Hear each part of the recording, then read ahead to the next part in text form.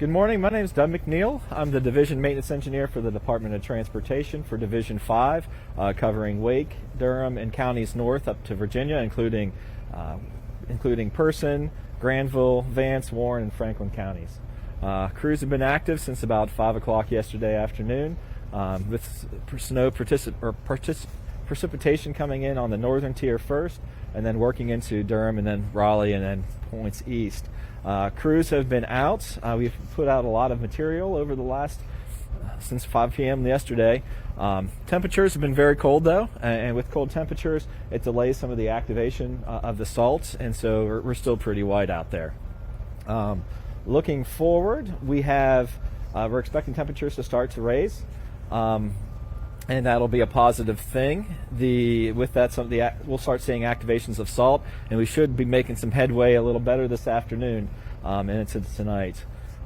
Precipitation amounts, we've seen sleet up in the north side and a little bit of freezing rain on the south side, but not what we had initially anticipated. But we still are looking at precipitation coming in through morning, and particularly with the front coming through maybe around dark, that has the potential of putting a lot of moisture down. Hopefully that will not be freezing rain, but if it does come in as freezing rain, we are ready with cut and shove crews, and we've been working closely with the power companies and utility service providers to be able to respond to down trees and help restore power if that becomes a major issue across the region.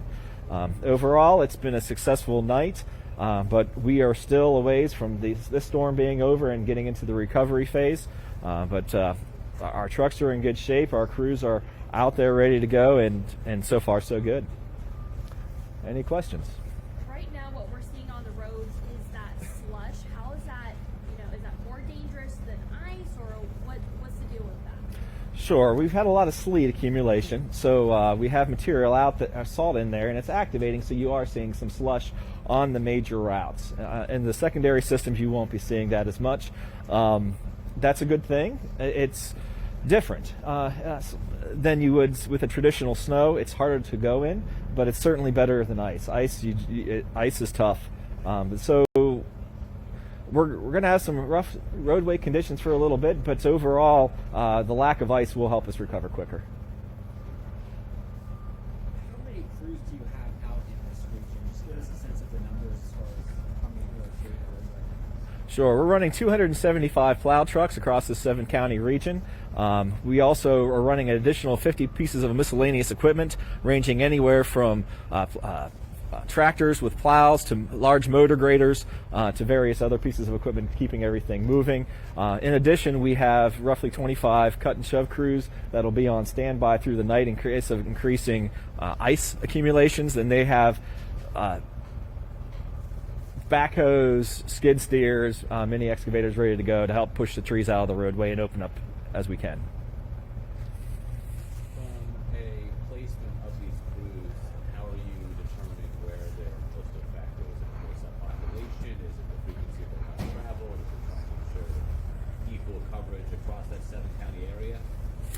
We define a series of routes that we call our bare pavement routes. Those are the routes that we focus on first, and they are to get goods and materials into population areas, as well as to provide connectivity out through the rural areas so emergency services can respond as needed.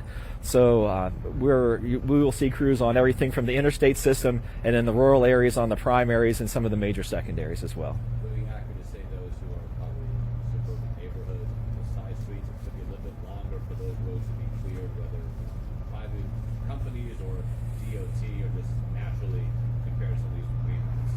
Yeah, we'll definitely be focusing on the interstates and the main roads. Residential subdivisions, it's going to be a while. The first push is so that to be able to get emergency services and power crews where they need to be in a timely basis. And then once we get those roads in good shape, we go to some of our higher volume secondary routes.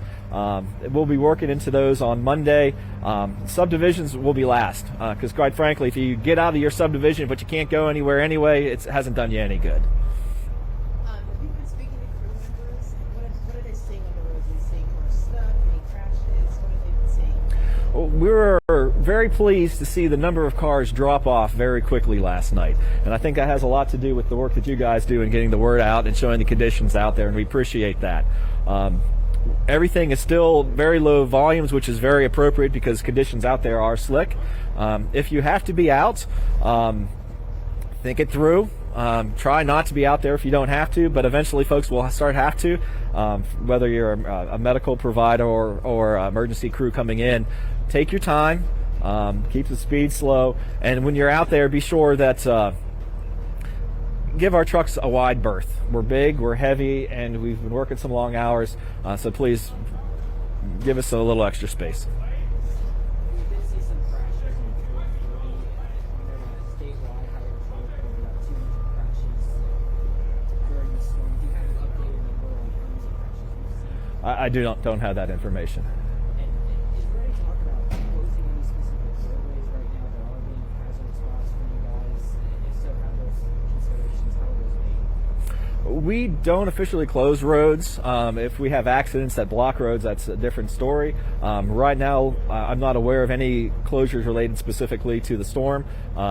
Fortunately, traffic volumes are low and people are being pretty reasonable so far.